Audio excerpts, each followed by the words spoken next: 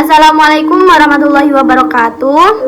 Alhamdulillahirrabbilalamin. Wabihi nasta'in wa ala umuri dunya watin. Assalatu wassalamu ala asrafil anbiya'i wal mursalin Sayyidina wa maulana Muhammadin amma ba'du. Yang terhormat Ibu Eko Saryakti selaku dosen pengampu mata kuliah Tari Tasyrik serta teman-teman yang saya cintai dan saya banggakan. Pada kesempatan kali ini saya akan mempresentasikan materi Tari Tasyrik selama 1 semester ini. Langsung saja untuk materi yang pertama, yaitu tentang periode pertumbuhan hukum Islam pada masa Rasulullah SAW. Periode ini dimulai sejak diutusnya Rasulullah SAW sebagai nabi dan Rasul pada tahun 610 Masehi hingga wafat beliau pada tahun 632 Masehi. Pada masa ini, hukum Islam tumbuh dan berkembang secara bertahap atau tadaruj sesuai dengan kebutuhan umat. Sumber hukum utama adalah Al-Quran dan Sunnah. Rasulullah SAW berperan sebagai penyampai wahyu, penafsir hukum, pelaksanaan hukum, dan hakim dalam menyelesaikan sengketa. Hukum Islam pada masa ini bersifat fleksibel, realistis, dan berorientasi pada kemaslahatan umat. Dilanjut materi yang kedua, yaitu karakteristik hukum Islam pada masa Rasulullah SAW. Hukum Islam pada masa Rasulullah SAW memiliki beberapa karakteristik utama, yaitu bersumber langsung dari wahyu Allah Subhanahu wa Ta'ala, bersifat gradual, kontekstual, dan tidak memberatkan umat. Penetapan hukum dilakukan secara bertahap untuk membina keimanan dan akhlak umat. Selain itu, belum terdapat perbedaan mazhab dan tidak ada kodifikasi hukum secara tertulis dalam bentuk kitab fikih. Dilanjut materi yang ketiga, yaitu periode Khulafaur Rasyidin, perkembangan hukum dan ijtihad sahabat. Setelah wafatnya Rasulullah SAW, kepemimpinan umat Islam dilanjutkan oleh Khulafaur Rasyidin.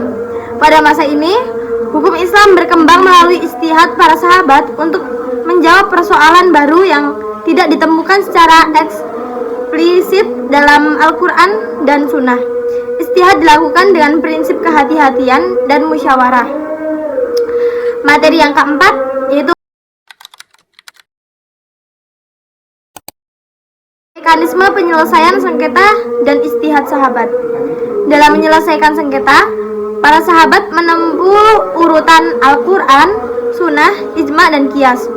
Khalifah berperan sebagai hakim tertinggi dan menunjuk qadhi di daerah-daerah. Mekanisme ini menunjukkan sistem hukum Islam yang terstruktur dan berkeadilan.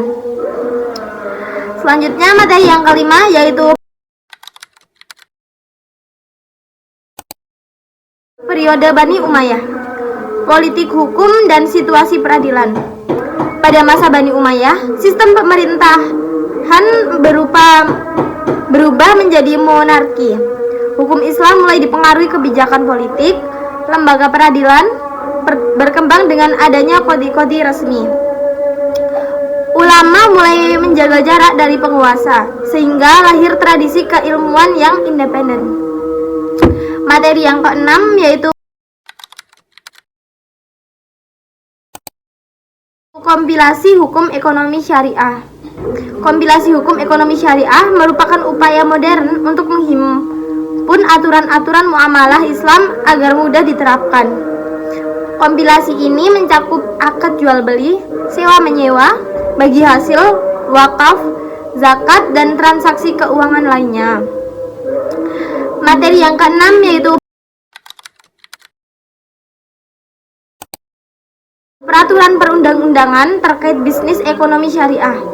Di Indonesia, ekonomi syariah diatur melalui berbagai peraturan, seperti Undang-Undang Nomor 21 Tahun 2008 tentang Perbankan Syariah, Undang-Undang Nomor 3 Tahun 2006 tentang Peradilan Agama, kompilasi hukum ekonomi syariah atau KHES, serta regulasi OJK dan Bank Indonesia. Materi yang ke-8 yaitu pembentukan mazhab dan pembukuan fikih. Abad kedua dan ketiga Hijriah lahirlah mazhab fikih besar seperti Hanafi, Maliki, Syafi'i, dan Hanbali. Pada masa ini fikih mulai dibukukan secara sistematis dan ilmu usul fikih berkembang pesat. Materi yang ke-9 yaitu tasyri' pada masa taklid dan jumud. Pada periode ini, umat Islam cenderung mengikuti pendapat mazhab secara taklid. Aktivitas ijtihad menurun dan hukum Islam mengalami stagnasi atau jumud. Hal ini berdampak pada lambatnya respon hukum Islam terhadap perubahan zaman. Materi yang ke-10 yaitu fase transisi. Fase transisi ditandai dengan munculnya kesadaran untuk melakukan pembaruan hukum Islam. Tokoh-tokoh pembaharu menyerukan pembukuan kembali pintu ijtihad agar hukum Islam mampu menjawab tantangan modernitas.